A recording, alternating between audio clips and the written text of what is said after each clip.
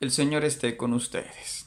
En esta segunda entrega del mundo de los elamitas, hablaremos sobre todo de Génesis 14, donde dice que el rey Kedorlaomer de Elam, Anrafel de Senar, Arioc de Elazar y Tidal de Goim derrotaron a los Refaín, a los Usín, a los Emín y a los Joritas y capturaron además a Lot, el sobrino de Abraham, y Abraham tiene que rescatarlo.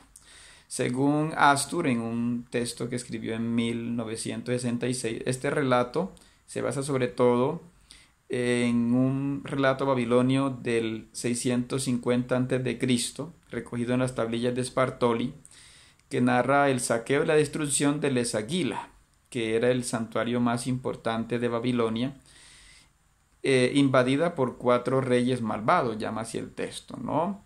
Uno es Kundarlagamal, que era un rey de Elam, Meridekeaku, que sería el rey de Larsa, Mutuhulao, el rey de los Gutis. Entonces algunos lo identifican con estos 4 reyes que se pone en confrontación con Abraham. Dorm, otro autor, dice que Sennaar no se refiere a Mesopotamia, sino a un reino pequeño que se llamaba Singar. Aunque vemos en este relato bíblico una crítica sobre todo a un rey acadio que era Amar-Sin, que era muy prepotente, ¿no?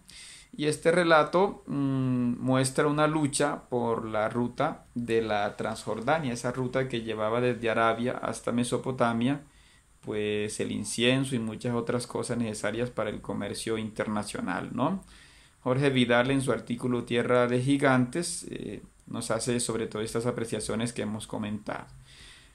Pero como decíamos, un gran autor que es Peter Dubosky nos va a hacer esta aplicación que consideramos muy importante, ¿no?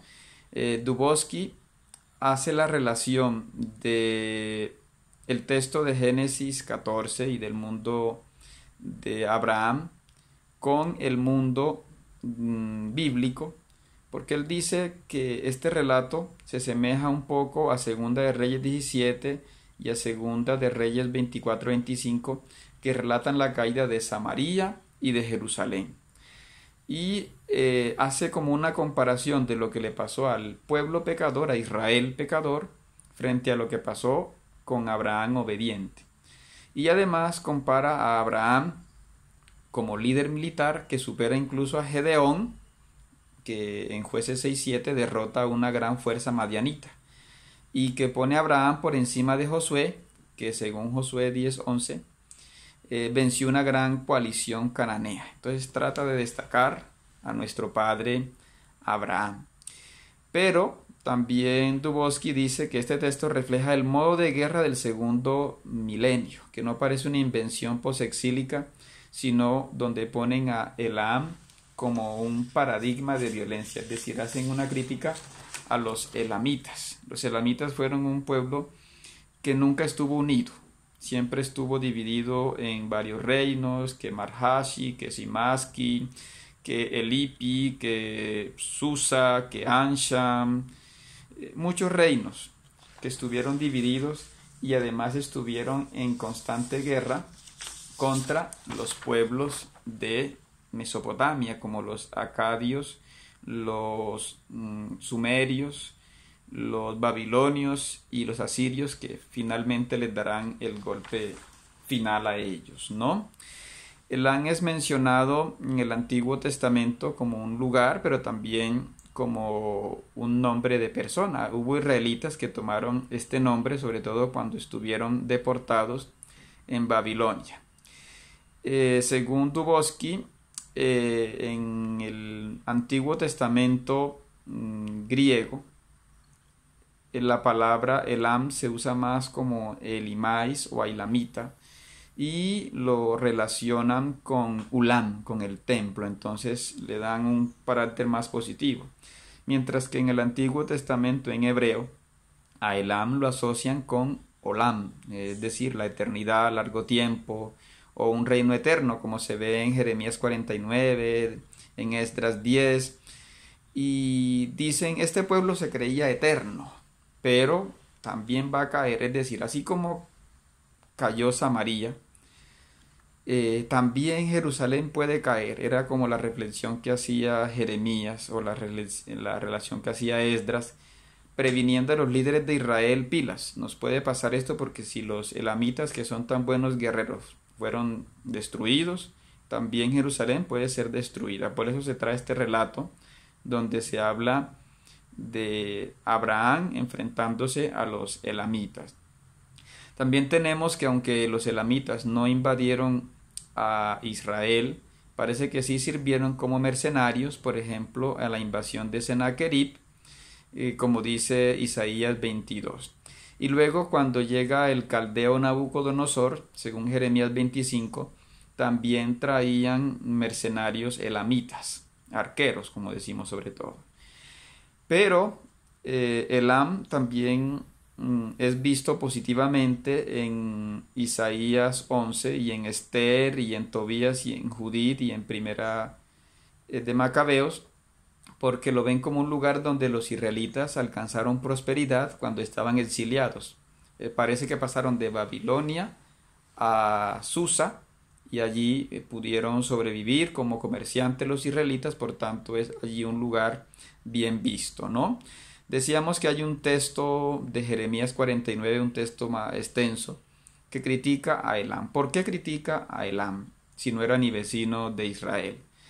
Dice, Elam es como un paradigma de lo que le podía pasar a Judá, a Jerusalén, porque esta crítica que está en Jeremías 49 se ubica entre la controversia contra los reyes y nobles de Jerusalén, que está en Jeremías 37 al 45, y dice que si Jerusalén ha resistido no es porque tenga los mejores guerreros ni porque sean un pueblo importante, sino por la voluntad de Dios. Y por eso ese relato de Jeremías 49 del 34 al 39 no parece tener un orden cronológico, sino un orden teológico. ¿Por qué?